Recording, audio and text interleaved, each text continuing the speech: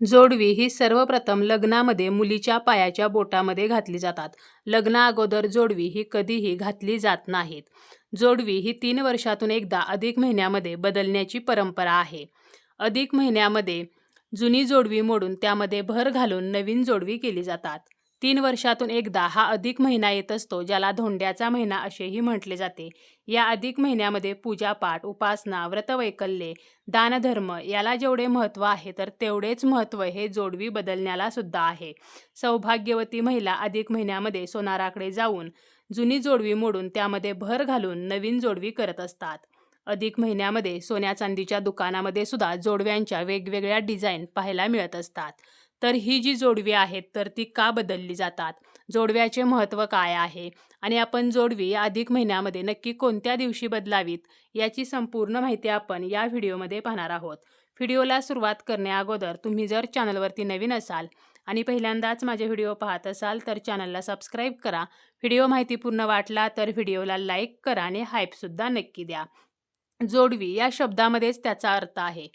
पती पत्नी या दोघांना जोडणारा एक दुवा म्हणजे जोडवी. जोडव्याचा संबंध हा चंद्रग्रहाशी आहे. चंद्रग्रह हा नातेसंबंध सुधरवतो. नात्यांना बांधणारा असा हा चंद्रग्रह आहे. ज्योतिषशास्त्रानुसार आपण जर योग्य पद्धतीने जोडवी परिधान केली तर आपल्याला चंद्राचे शुभफळ प्राप्त होते. जुनी जोडवी ही झिजत असतात आणि म्हणूनच ती मोडून नवीन जोडवी करण्याची परंपरा ही अधिक महिन्यामध्ये आहे. जोडवी ही फक्त अधिक महिन्यातच केली जातात का, तर असे अजिबात नाही. इतर वेळेला सुद्धा आपण संक्रांतीच्या वेळेला किंवा आपल्याला जेव्हा वाटते त्यावेळेला आपण नवीन जोडवी करू शकतो. परंतु अधिक महिन्यामध्ये मात्र प्रत्येक सौभाग्यवती महिला ही जोडवी जी आहे तर ती बदलत असते.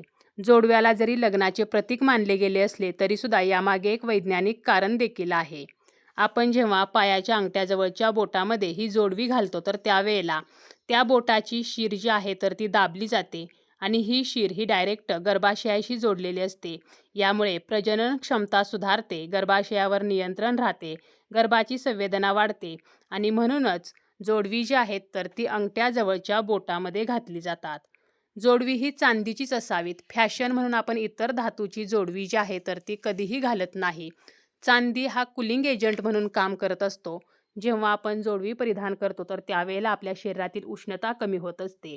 कमरेच्या वरच्या बाजूला आपण सोन्याचे दागिने ज्याप्रमाणे घालतो त्याचप्रमाणे कमरेच्या खालच्या बाजूस चांदीचे दागिने घातले जातात. चांदी ही थंड असते आणि म्हणूनच जोडवी करत असताना ती चांदीचीच करायची आहेत. जोडवी जेव्हा आपण करतो तर त्यावेळेला काही गोष्टींची आपल्याला काळजी घ्यायची आहे. कारण फॅशन म्हणून आपल्याला इतर कोणत्याही धातूची जोडवी घालायची नाहीत. चांदीचीच जोडवी करायची आहेत. चांदीचे दर जरी वाढलेले असले तरी सुद्धा आपण छोटी का होईना परंतु चांदीचीच जोडवी जी आहेत तर ती करायची आहेत. आपली जी जोडवी आहेत तर ती इतरांना कधीही देऊ नयेत. दुसऱ्या सौभाग्यवतीला आपली जोडवी देऊ नयेत.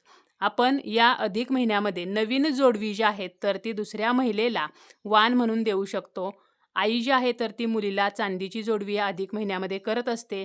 त्याचप्रमाणे एक सौभाग्यवती दुसऱ्या सौभाग्यवतीला वाण म्हणून चांदीची जोडवी देऊ शकते. परंतु जी जोडवी आपण आपल्या पायाच्या बोटामध्ये घातलेली आहेत ती मात्र इतर महिलेला कधीही देऊ नयेत आणि इतर महिलेची आपणही वापरू नयेत. कारण आपले कोणतेच सौभाग्य अलंकार हे आपण इतर महिलेला द्यायचे नसतात. जोडवी जी आहेत तर ती घट्ट असावीत, पडतील अशी जोडवी जी आहेत तर ती कधीही नसावीत. सैल जोडवी असतील तर ती पायातून पडतात आणि जोडवी पायातून पडणे हे अशुभ मानले जाते. त्यामुळे जोडवी करत असताना आपल्याला पायाच्या बोटाबरोबर घट्ट बसतील तर अशीच जोडवी जी आहेत तर ती करायची आहे. चांदीचा संबंध हा माता लक्ष्मी सोबत सुद्धा येतो आणि अधिक महिना हा श्रीहरी विष्णूंना समर्पित आहे.